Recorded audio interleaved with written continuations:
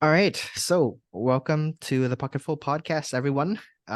You guys know who I am, but I'm pretty sure that for the very few of you who don't know who this lovely lady is, her name is Fern. So just want to welcome Fern onto the show. So thank you for coming and taking the time to be here. Thanks for having me, Luke. Yeah. Really fun. It's gonna be fun. Yeah. Well, I'm very hopeful that it will be, and I'm very sure that it will be. So let's just dive right in, right? So we were talking a little bit before we started this talk, and we were planning about what to say, what to do, and things like that. But I think before we even begin into going into what you do and all that, perhaps you can mention a bit about yourself to the few people who don't know you. I think most people who do not Oh, miss. know. Yeah. So meeting a lot of I guess speaking to a lot of new friends today. So hi everyone. My name is Fern. Some people know me as Mei-Fern, but I usually introduce myself as Fern, like the plant. Uh I how should I introduce myself? I guess just very generally. I'm I've been a Christian for 10 years. This is my 10th year anniversary as a Christian. Yeah, so it's been it's been amazing. I think a lot of ups and downs, but definitely very grateful to God for everything. In terms of work, I work with a nonprofit, a Christian nonprofit. So I help them with their marketing and comms work. And I recently started a platform called Girl on Gold for women. It's very new, very experimental. But I guess that's kind of like probably the most exciting thing that's been happening recently. Well, that's really cool. And Girl on Gold, we were talking about this before. There was a bit of a hiatus in a sense. Mm, mm, Yeah. yeah. So, but you just recently got back into it, and I personally think it's great content. So for those of you who are watching or listening to this, you guys will find it in the show notes down below. But yeah, maybe you can talk a little bit about Girl on Gold. Yeah. Just to give a brief primer to it. Yeah, happy to. So I'm not sure if hiatus is the right word. The first run was very short. So Yeah. I was sharing previously with Luke, Girl and Goal was an Instagram account that I started in I I want to say 2020, but it could be 2021. So it was during the pandemic. Um, and I really started it because I I think for a number of years I felt like the Lord was just putting an inkling of something in my heart, and that inkling was to reach women or to work with women or to connect with women, but very specifically on social media. Um, so I didn't have a lot more than that, except that for I think maybe 3 or 4 years before I started it, that was just something that was growing my heart. So finally, during the pandemic, I started account. I posted stuff for like maybe 3 weeks, and then and then I was like, I can't do this anymore. Yeah. Yeah. So I'm not sure if hiatus is the right word, but I think at that Fair, time, yeah. yeah, at that time after I started posting content, I realized that it was a huge commitment. Content creation is not easy, I think, and it just felt very overwhelming. And I was dealing with a lot of things personally as well. And I just, yeah, so I stopped posting. And then this year, 2023, in the beginning of this year, I felt like the Lord just nudged me to pick it up again. So I did.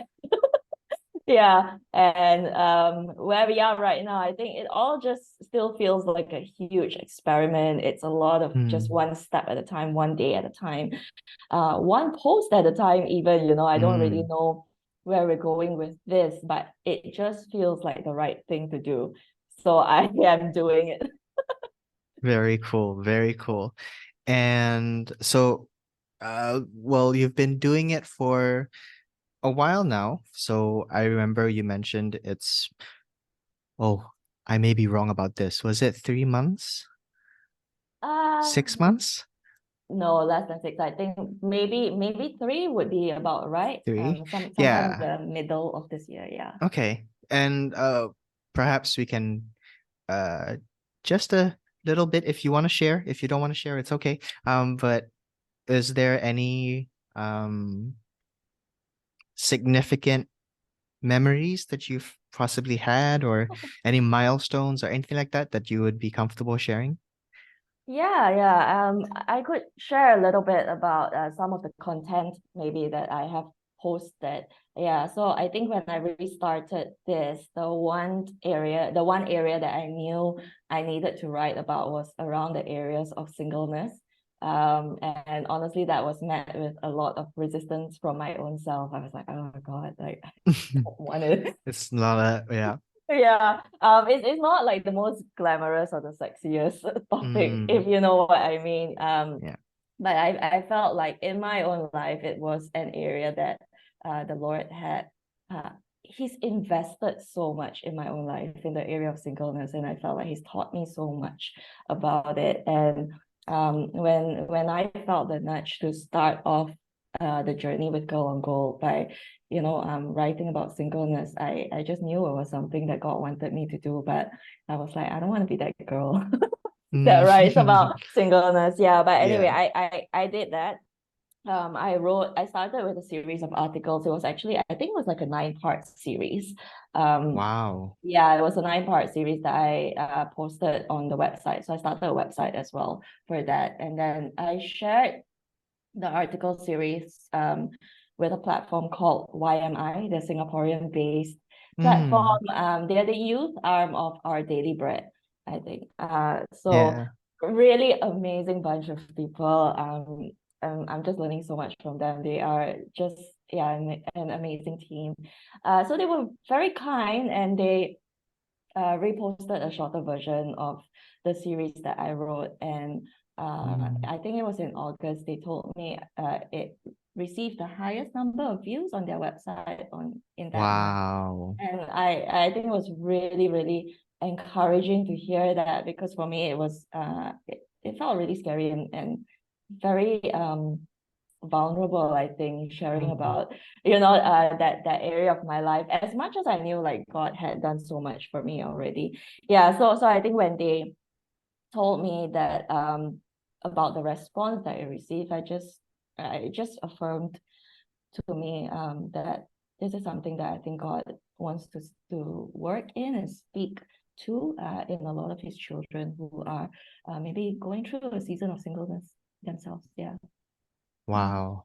Well, a 9-part series, I think, would take a huge amount of, effort, just to think about what to write and all the different angles and perspectives. I think that's really cool. But I think it's like you mentioned, like there was a bit of fear, right, going into this topic of singleness and writing about it and talking about it. I would assume there would have been a lot of perhaps anxiety, going into this. Maybe you can, if you're comfortable, share a little bit about that. Yeah, for sure. I think it took me a while to realize that I was actually anxious about Mm-hmm. it. Yeah. And I wasn't quite prepared by like maybe how anxious I would actually feel at one point. Um, but it makes sense, I think, because I write a lot from like a personal perspective. And I Mm, think a lot of the things that I share and the things that I wrote about was really based out of my own experience. Um, it wasn't me trying to, I think, come in and tell people like this is exactly how you should view singleness, or this is going to be your experience with God. I think it wasn't that, but it was a lot of this was my experience. This is what mm, the Lord has said to me. This is how He's ministered to me. These were kind of like the revelations that He's given to me. And I'm really mm, sharing it in hopes that it will move someone as well, especially if they are maybe struggling in their own singleness. But I think because it had mm, such a personal angle to it. And some of the things that I shared, I've only ever shared with my closest friends. And then suddenly I realized, oh man, it's like Wow. anyone can can Yeah. can see it now. It's like someone's looking into like my diary, Mm, basically. And yeah, and that just made me realize that okay, this is really exposing, I think, a part of my own heart, mm. that I wasn't sure I was ready to yet. Yeah, for it to be Okay. exposed. Yeah. But I think again, like what I said in the beginning of our conversation, it's really trying to take things one step at a time, and um, trusting that God will protect what needs to be protected, Mm, and He will at the same time give wisdom to share what needs to be shared. Yeah. And the things that maybe I'm not ready to share yet, then God will give me wisdom to say, like, hey, this one maybe you can hold on to it for a while. mm. Yeah. So Yeah. I think the whole process has really been also an exercise in really trying to learn how to discern God more and more. Yeah. Mm. And I think that would also take into account um the practice of patience, being able to wait and not rush into things or Mm. even speed, God's timetable so that you are able to share more or write more and things like that. And now thinking back, I think I may have read that article and totally not know it was accredited to you. Was it titled with your name? Were Um, you on YMI, they did credit me. So okay? the title of the article on YMI, I think it was God, You're Not Good Enough for Me. Wow. That's crazy. That's so good. Yeah. That's so Yeah. good. Yeah. Okay. Yeah. So now I'm thinking I've probably read that. And for those of you who are watching and listening, it's gonna be linked in the show notes as well. So just wanted to share that with more people because I'm sure it has um taken a special place in people's hearts, you know, Mm, especially since you're sharing from a personal perspective and things like mm. that. So yes, thank you for, taking the time to pour your heart out to all of us, right? Who are perhaps struggling with singleness or who are going through a rough time. I just want to, on behalf of all of us, say Oh. thank you. Yeah. Because I do genuinely think that it's no joke. There's Mm, always um a level of energy and effort to put into these writings. So yeah, mm, just wanted to say mm. that. Oh, thank you for Um saying that. Thank you. yeah, no worries. Okay, but we're gonna go back a little bit. I know we were kind of going off on a little tangent, so I'm sorry about that. But I want to go back to your testimony. So you Mm. mentioned that this was your 10th year. So woohoo! Yeah, I don't have the sound effects button, but I'll just pretend like woo. Um, but yeah, so this is your 10th year Mm. and I would think this is very exciting for you. How does it feel to be entering into your? I think they call it a jubilee year. I think that's what the term is. I have no So idea what it's no, called. I just yeah, call it my same. 10th year anniversary with Jesus. Yeah, but yeah, would you be comfortable sharing a bit about that? Yeah, I suppose I could start with sort of the my origin story, right? So to Mm, speak. I think the way I became a Christian was quite dramatic. I think I had quite a dramatic conversion. So the backstory is that I actually grew up, or I spent part of my early years in a Christian kindergarten. That was, one of those kindergartens that a church had started. My mm, family's not Christian, but my parents sent me to that kindergarten because they knew friends who I think their friend was like a pastor of the mm, church. So it was someone they trusted, and I think that's why they sent me there. So I like to think that I think from the ages of 3 to 6, it was almost like I was in Sunday school every day. We still did the academic stuff, but there was, the Bible stories, the Mm. children's worship, and I loved Wow. all of Yeah. that. Yeah, and of course saying grace, learning how to pray. I remember probably being like 5 or 6, and I think the teachers were trying to do like a listening exercise. So they asked all the kids to close their eyes and see if they could hear what God was saying to them. And Wow. I heard nothing, but the Lord was there for sure. But I mean that I think that was kind of like the environment that God had put me in from a very young age, obviously for a purpose, and it was a purpose I wasn't even aware of at that time. Mm. And I started formal schooling, so there wasn't a lot of Christian influence there.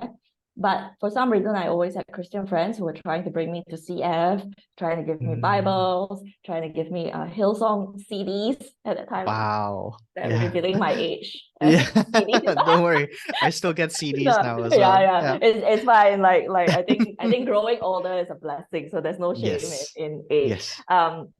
But yeah, so I always was surrounded by Christian friends. But I think I got to a point where maybe I was in college and uni, where I really felt quite antagonistic towards Christians, and even the idea of religion in general. And that was Mm. maybe born out of my own questions.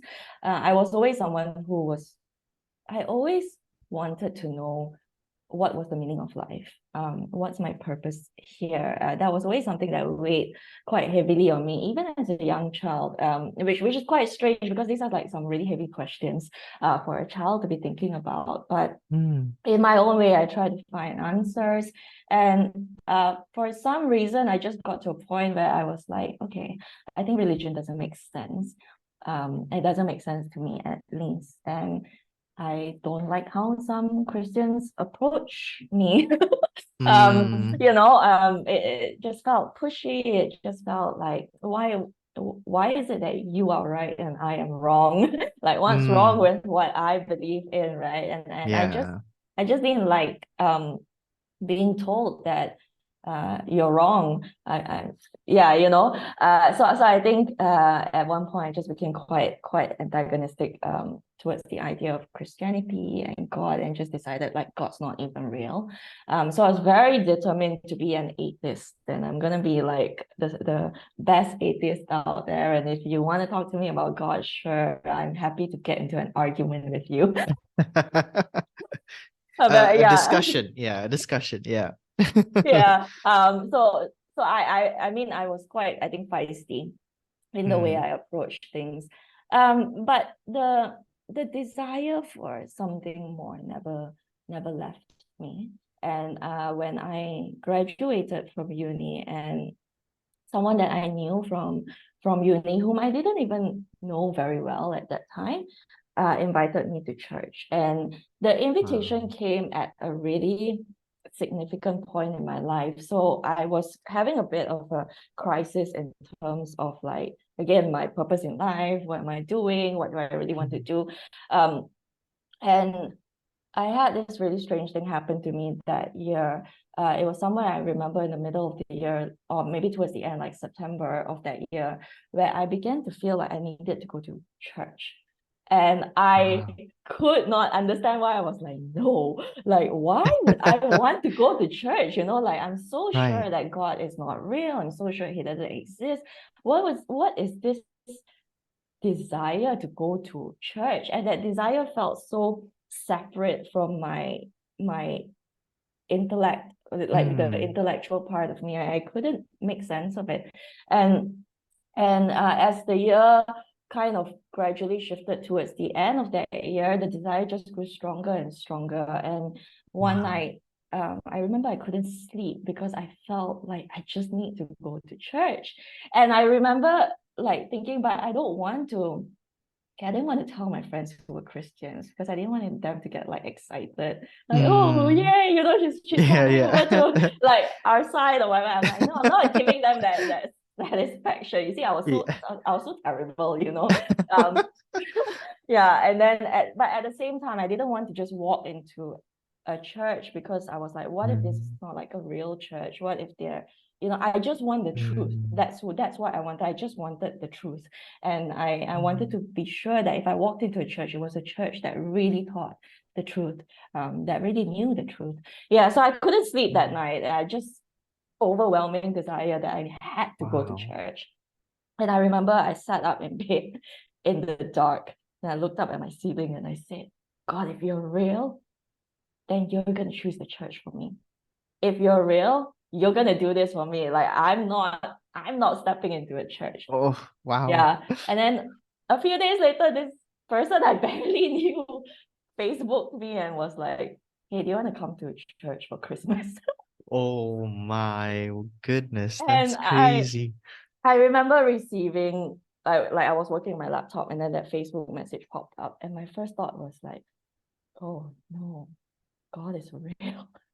That was my first thought. I kid you not. I was like, Yeah. oh no, like God is real. Like what's Yeah. happening? But I knew I had to say yes Mm. to that invitation. So I went to church that Christmas. And I remember during the worship feeling such a massive sense of homecoming. I was like, Wow. I'm home, but I don't know why I'm feeling this way. Wow. You know, because in my intellectual side and my spiritual and emotional side were not clicking yet. Mm. And intellectually, I was like, oh, none of this makes sense. And I remember I went home after that Christmas service and I was just in tears because I had no idea what was happening in my life. It felt like something Mm. had turned upside down. I knew my life would never be the same, but I had no idea what changed. And all I knew was that this coming Sunday, I need to go back to church. So I went back to church, a normal Sunday service. And during the worship, I just started bawling. I just started Oh. bawling, and I have never cried that way in my life, much less in a public space where I knew no one. You know, I was just like crying and bawling, and all I knew in that moment was that God was real because his presence was so real. Mm. And in my head, I had this image of me sort of like waving a little white flag and telling Mm. God, I surrender. You're real Wow. and I know it. And I told the Lord this whole thing about like Jesus dying on the cross and forgiving my sins. It still doesn't make sense to me, but I just know it's real. And I want this. I can't turn back now that I know that it's true. And that I guess was the start of me becoming a Christian. Wow. That's amazing. That's mind-blowing. Just hearing this story, I want to forget everything else and just listen more. It's crazy.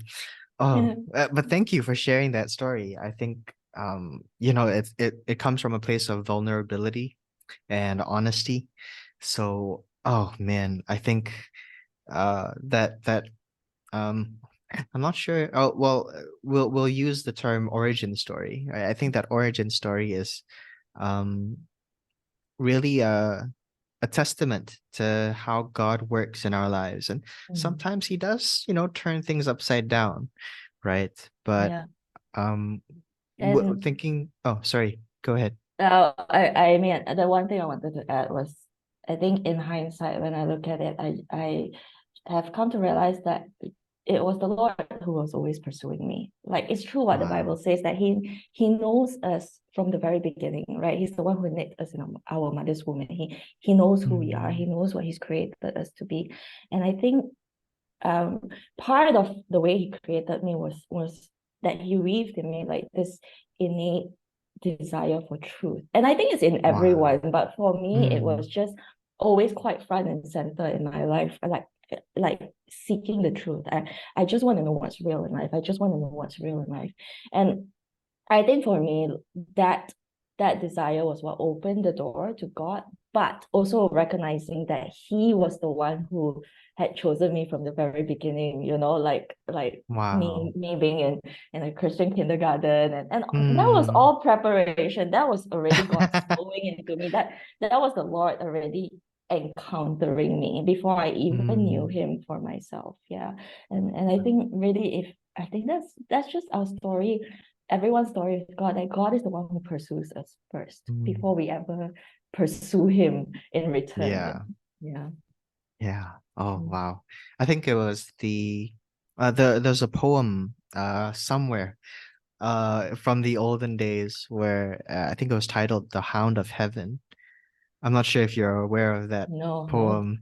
Yeah, so it talks of God being a figurative hound, right? Where it just chases and chases his Wow. children. And yeah, I think just hearing that story, your story, Wow. it just reminds me of that. I think that's amazing. Another thing that comes to my mind when I'm thinking about, as I'm hearing your story, uh, there was a sermon given by Pastor Timothy Keller, Mm-hmm. and he was talking about how we can find meaning and joy and just have it not just temporarily, but rather very permanent and tangible joy and meaning in our lives. Um, I think he mentioned that it is through thinking and pursuing truth for the Mm. Christian. And so if a Christian was struggling with finding meaning or joy, because we do have those seasons as well as Christians, he mentioned that, the way to find that is to pursue truth. And I think Mm. that's I guess evident in your story as well. Like you were always trying to investigate and find Mm. truth, and I think yeah, that was just something that clicked in my head. So I Mm. thought that was really cool. I have to look up that sermon. Yeah, I'll send you the link. I'll definitely find it and send it to you. But yeah, so I was just thinking that was really cool. Um, so I would assume then thinking back to college, you would never have imagined yourself becoming a Christian and surrendering to God. What about when you were a kid? Like so, uh, during your formal schooling years, Mm. what do you Mm. think about that time? It's very interesting because I haven't thought about this memory in a while until you mentioned, like, what about when you were a kid? And I remember very vividly, uh, how old was I? Like, I was probably maybe 13 or 14. Mm. Mm, I was in the car with my family. My dad was driving. And I think out of the blue, or pretty randomly, I can't even remember what the conversation was, but I suddenly just said, I think when I grow up, I'm going to be a Christian. Oh my word, that's crazy. And I remember my dad asking me, Yeah. "Oh, why would you want to be a Christian?" And I was like, "I don't know. I just think I will be a Christian when I grow up." And this was obviously before I started like feeling, the feeling, I guess I don't want to say hostile, but feeling negatively Mm. towards Christians as I Mm. became slightly older. Yeah. So definitely Oh. there were ups and downs even in that whole journey. A Oh lot of emotions man. involved. Yeah. So Wow. I think, yeah, that was probably my only thought. The rest of it, I think it was just basically following what my family was doing, Mm. thinking that this is what we've always done. This is how I'm being brought up. So this is the family legacy. This is our tradition. This is what we do. Yeah. And I think a lot of the wrestle came in trying to make sense of that. The family traditions, the There's a why, culture and things yeah, like that. culture, and also the religion Mm. that my family was practicing, which was I had exposure to both Taoism and Mm. Buddhism, and it was asking a lot of questions. Why do we do this? Why do we do that? And just not Mm. being able to find the answers to that, Mm. yeah. Um, yeah, so all that wrestling. Yeah. Wow. I think that, well, it's definitely evident that, God was definitely pursuing you, from a very young age. That's really amazing. Wow. So now, thank you for sharing, by the way. I think that's really cool. But now bringing back to the present, what is something about God or perhaps life that you're learning right now, that of course you're comfortable with sharing? Yeah. That's such a big question. I know it was kind of mentioned before. Apologies. It's a good question, but I know I was given sort of like a heads up as well to this Yeah. question, but the whole time just oh man, God's doing just so many things Mm, all the time. yeah. And um I feel like now that I mean coming back to the fact that it's my 10th year with God, I think looking back, I feel like it's been a lot of undoing and remaking. Um, and the process of undoing and remaking is not, I think, an easy process. Mm, And I don't think it's meant to be easy. So we talk about how, when we become Christians, we are new, right? It's like mm, you're born again, you're a new person. God's making all things new, and that is so true and it's so beautiful. But there's just so much, I think, in my own life coming into the faith that I feel like in the 10 years, God had to just deal with so many things in my life, so many mm, preconceived notions and ideas that come in with so many habits, so many patterns, so many things that are not of him, and it's just undoing and remaking and reshaping and reforming. And that has meant, I think, some really, really difficult situations and difficult seasons, because God has to break some of these things that I came in with, mm, beliefs, um, thoughts, ideas, even these days I don't shy from using the word, I think, idols in my own heart. There's certain mm. things that I carried around. It's just a lot of breaking. The process of breaking is so difficult, Yeah. but that's what God does. That's what He does, because He's shaping us, right, to be new, Mm, to be able to carry more of Him. So I think, what do I see God doing in my life in this season? I think it's still more of that. I'm not sure if it's ever going to stop for the rest of my life. Um, but I think I've also come to recognize that He's laid a foundation in these 10 years. And I think for some mm, people, it might take shorter. For me, it's taken 10 years. It's really taken 10 years, to get to a place mm, where I feel like, right, I can see a foundation that has been laid. And yeah. so I feel like in the next season, God's going to do more. And Mm, and in where I am now in the present moment, it's a lot of preparation. It's like, okay, we are done with phase one. Phase two mm. is coming up, and And let's you're gonna build on. prepare. Yeah, Wow. prepare our hearts, prepare to receive more, prepare for the more that God is going to do, because He's going to do it. Yeah. So I Wow. feel like that's where I am at that Mm, in this season. Exactly what He's going to do, I don't know. I don't have the words to define it, but mm, I just know He's doing more. Yeah. yeah. I think that would take an element of trust as well, not knowing what's gonna happen next, but you're willing to follow and you're willing to allow that process, right, of Mm. rebuilding and remaking.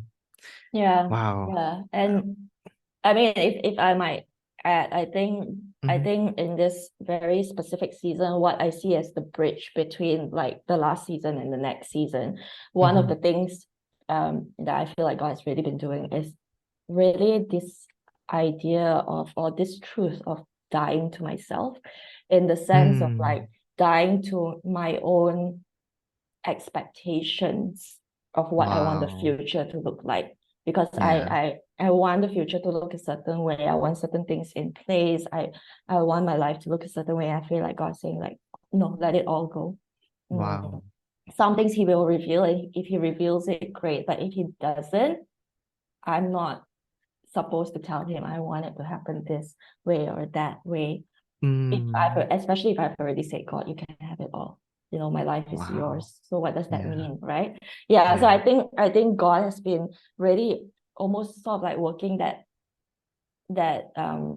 it's almost like it's the last nail that has to go in before I step into the new. Mm. It's like I've done all these things for you, friend. Like I've made your heart new in so many ways, but now the last thing that I need you to do is actually die to your expectations as to what the future will look like, because Mm. I'm the one in charge, not you. Yeah. So I Yeah. think that's what this year has been like for me. Wow. I mean, thank you for sharing that, would you say then that you wish you knew this whole process of remaking and reshaping? Would you say that this is one thing you wish you knew earlier, in a sense to prepare yourself or anything like that? Or would you say that this isn't something that can be known before? Probably not. It's a really good question, though. Mm, It's a really, really good question.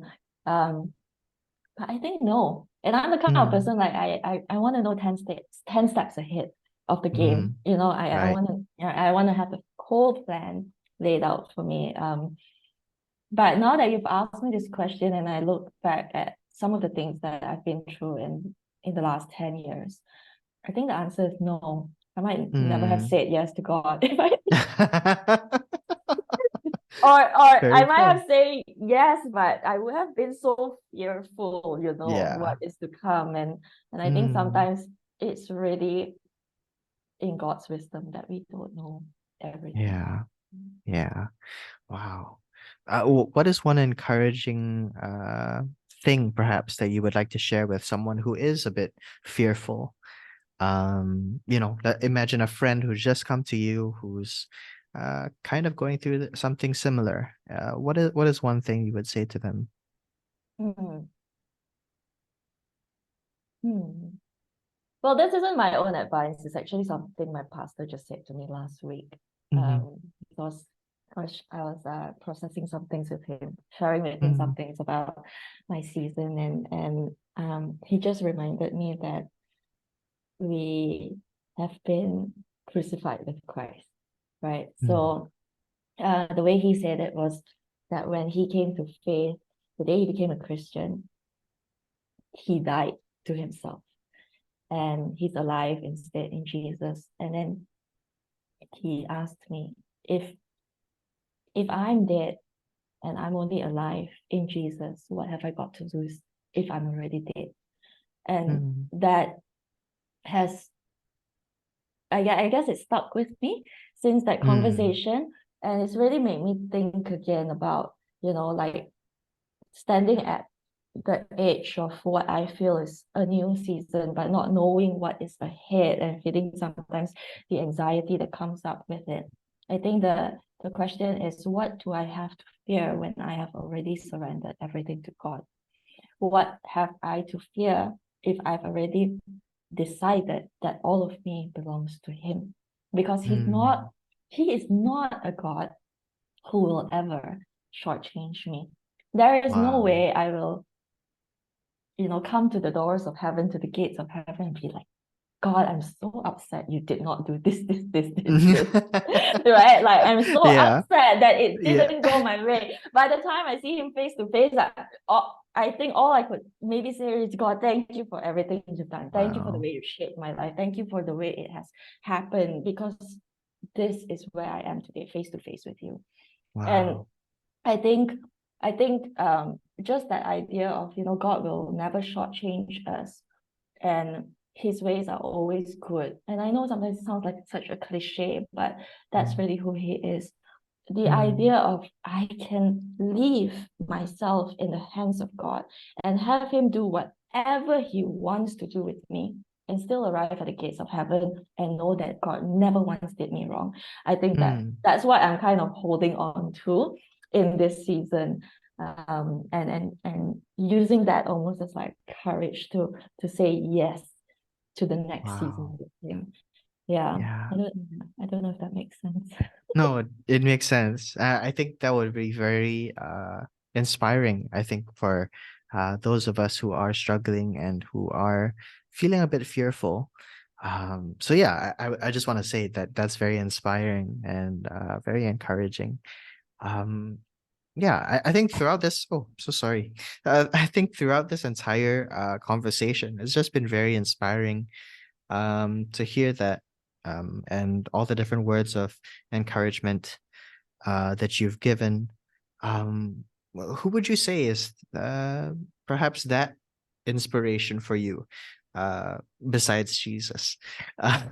If you could choose someone, who's perhaps inspiring, Mm. who would it be? it's so hard. It's so hard to find one person because I think Mm, my faith has been shaped by so many different people in different mm, seasons. And there were key people in different seasons that really yeah. shaped my faith.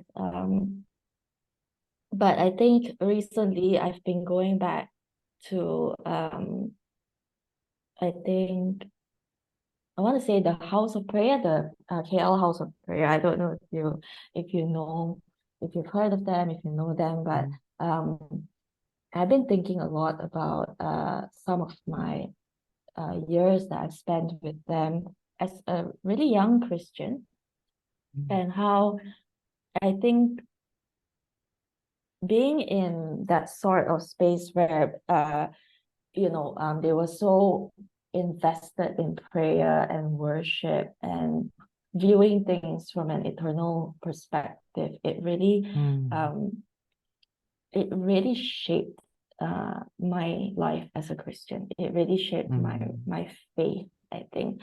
That I think the way I carry sort of like even prayer and worship in my life today, which I think is the essence of every Christian, mm. the fuel to the fire that prayer and that worship um it's really been shaped by sort of like the hours and hours that I spent in the prayer room with them, gazing on the beauty that is Jesus, gazing on the beauty of who he is, gazing on the eternity that awaits us, Yeah. and learning how to anchor myself in that, in the here but not yet, God's kingdom, like it's here but not yet, learning how to anchor Mm, myself in in the here and not yet, in the eternity that is to come, in the beauty and the glory that is Jesus. I think that has been so pivotal wow. to who I am as a Christian. Yeah. Wow. So I've never actually, well, perhaps I have, but I've just forgotten. But I've never had any interaction with the House of Prayer. So yeah, that's very interesting. Perhaps I'll put a link to that in the show notes as well. Do they have an Instagram or Yes, I anything? think they have a website. I'm They have pretty a sure they website. have a website, so I'll look that up Okay. and then I'll pass you the link. Yeah, cool. And we'll provide the links down in the show notes as well, for those of you, because I think that is something, like you said, very important, right, for all of us as Christians who um, perhaps need a revival. Well, maybe I shouldn't use the word revival, but like a wake up call, right, for our prayer life and things like that. So I think that's great. Reigniting the spark. Yes, thank you very much. That's very well put. Um, yeah, okay, so we can go on, and I realize I've taken up so much of your time. I'm so sorry. Um, No, no. but yeah, I think perhaps maybe we could wrap things up with maybe two more questions. Mhm. And I think uh, throughout this conversation, what I've noticed is that you can speak into the hearts of so many people, and it's a genuine heartfelt uh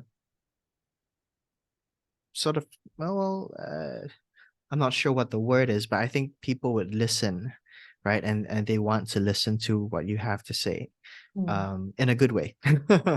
you know so perhaps maybe you could speak into some people's lives, right, and perhaps the first question, we'll go bit by bit. But the first question I think would be, to people who were perhaps like you in Mm. your college to uni days, right? Is there anything that you would like to share to people who maybe are going through a similar process as you did in your college Mm. days? Yeah. In terms of like struggling with searching for truth and Mm-hmm. meaning and purpose. Yeah. Yeah. And perhaps Uh, are a little bit more antagonistic, perhaps. Yeah. Which is totally understandable at times. Some people are struggling, and that's how they cope. So yeah, yeah. sorry Yeah. about that. Yeah. Yeah. Yeah. No, I think it's really valid. No one likes to be told that they're wrong, Mm. right? No one likes to be told that your entire belief system is faulty. It's just something anyone ever wants to be told. So I guess to that person, or I would say to my younger self, because it's my younger self, right? So I can say whatever I want to Yeah. myself. Okay, I'll say this first to myself, and then I'll say this to like people who are not myself. So I think to myself, I would say, like it or not, the truth is the truth, and Jesus is the truth. And it's not about the people, but it's about you and God.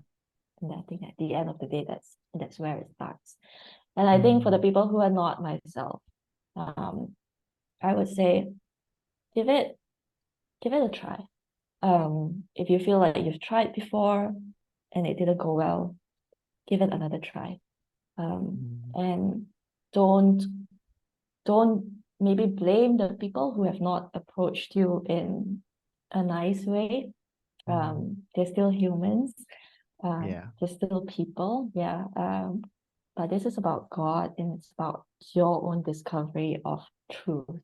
And if you really are a truth seeker, you don't want your version of the truth.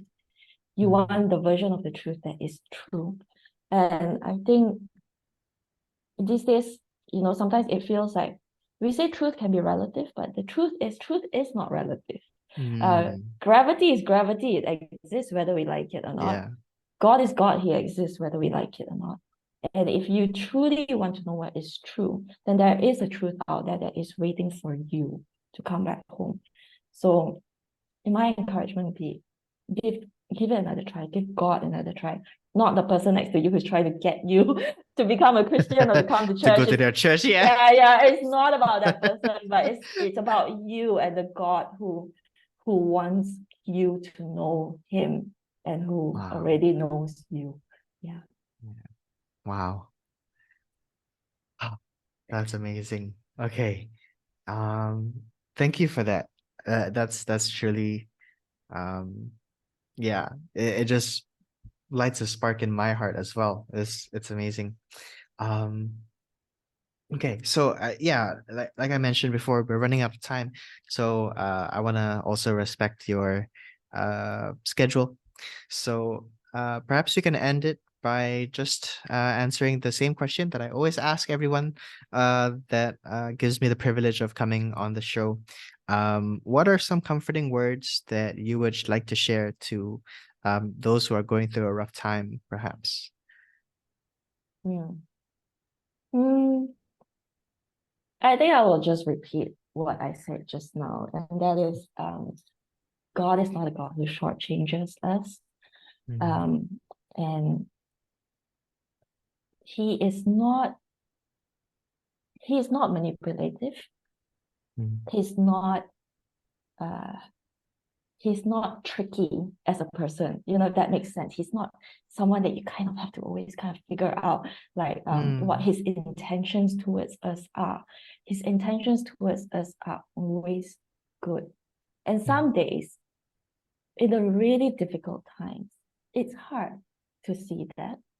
But my encouragement would be to hold on to God. In the days you can't hold on, ask Him to hold on to you. He will always hold on to you. That is not not something that we can argue about. But that was my prayer in a season when it was really difficult to believe in a good God. I would tell the Lord, I still want you, even though it's so difficult. I cannot hold on to you, so you need to hold on to me. Wow. And I think when we realize that at the end of the day, we have no one else, nothing else but Jesus, it's like there's nowhere else, nothing else to run to except to Jesus. I have had days, I'm sorry, look, I don't know if this is making sense or even going in the right direction, but I have been, there have been days where I've just been like, even if this all, turns upside down, inside out, nothing goes my way. There is no one more real and more true that I know of that is Jesus. So where Wow. else can I go to except for Jesus, you know? Yeah, yeah. And I think it's that never, or maybe I would say this, besides the fact that God doesn't shortchange us, is there is never a more, we will never find anything truer than who Jesus is. So come Mm. hell or high water, Wow. it is still the Lord that will Yeah. stand. And I have to just cling on to that and Mm. trust that He's going to take me through from one side to the other side. And there will come a day when on the other side, everything will be okay. Yeah. And and I think a lot of times, so many days is not our strength. That's why I had those days where I just told the Lord, I can't, I don't think I can hang on to you anymore. So you need to do it. And he does. When we Yeah. pray that kind of prayer, he does. The thing is, Amazing. he's Yeah. always done it, but the moment we pray that prayer, it's like he just goes, whoop. He it's like he comes in closer and he's like, I've got you. Yeah. I've got you. Wow. And it doesn't matter what's happening, where we're going, like I've got you. And some days I think there have been seasons where that was the only thing um I could hang on to. Yeah. So I don't know if that's encouraging to someone, but I Yes. hope it is. I I hope think it is. I think it is. Yeah. And I'm sure many people would agree as well. Oh, this has been a treat. So thank you so much, Fern, for taking the time and for being here.